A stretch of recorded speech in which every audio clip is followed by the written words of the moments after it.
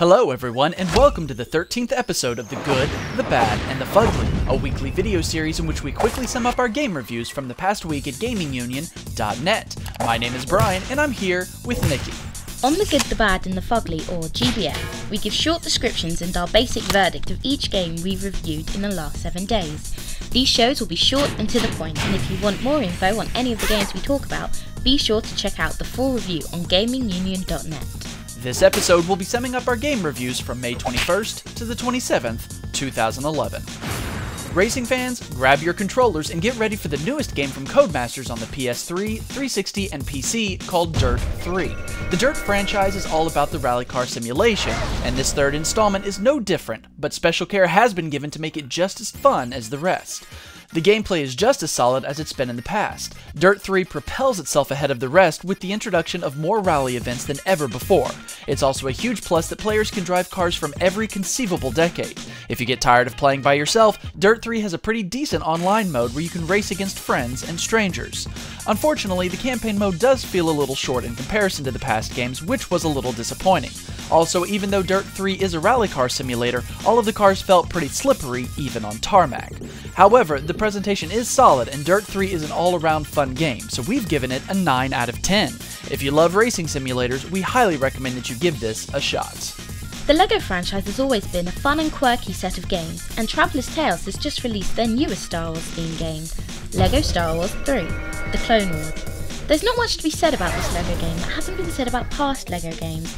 The story follows the animated Star Wars TV series, The Clone Wars, but in typical LEGO fashion there is no dialogue in the game, only grunts and groans. The presentation is the same blend of storytelling mixed with humour, just like all the others. The gameplay is standard fare with concentration being put into puzzle solving and item collection. Like all LEGO games, the replay value is found in collecting all the items, which will require multiple playthroughs of every level. However, in this LEGO game, the music was positively awful, since this original series was not handled by the legendary composer John Williams.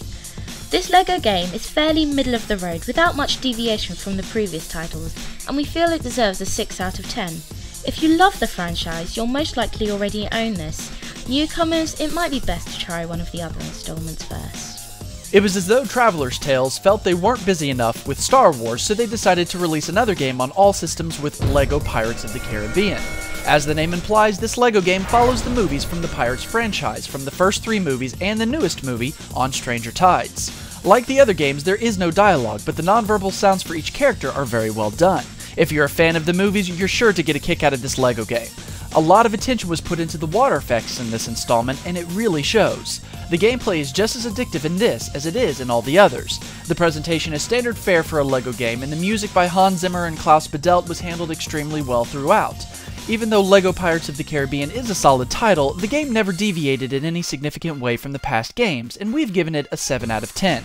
As with Star Wars, if you love the Pirates franchise, you'll already have this. Newcomers, this is a rather good LEGO game for you to try your luck with. We are here again with another shooter, this time made by Splash Damage for the PS3, 360 and PC, called Brink. The story takes place in a city known as the Ark, where a civil war is raging. Brink decides to forego any kind of single-player campaign and just focus on the multiplayer experience, which is hit and miss. While players can play with their friends, most people will play with the terrible AI. This is a game where strategy is of the utmost importance. The gameplay is decent, and the moving mechanics can be fairly fun by free running around a stage. The presentation is okay with fairly unique style, and customization of your character will play a big role in your experience. However, the game feels disconnected and inconsistent, with some elements being great and others feeling out of place. Brink isn't a bad game, but neither is it great, which can be seen in our score of 7 out of 10. Like other titles with similar scores, this is a game you should rent before buying. And that wraps up this episode of The Good, the Bad, and the Fugly. We have an exciting list of reviews for next week, so make sure to check back in. If you want more info on any of the games we talk about, be sure to check out the full reviews on GamingUnion.net. Be sure to subscribe to our different podcast feeds to keep up to date on all our shows. Just search for Gaming Union on iTunes, or you can download the episodes directly off of GamingUnion.net. If you have comments, suggestions, or discussion points, feel free to join us on the forums or follow us on Twitter. Our account is twitter.com/GamingUnion. Until next time, my name is Brian. And I'm Nikki. and this has been a GamingUnion.net and TweaksMusic.com production.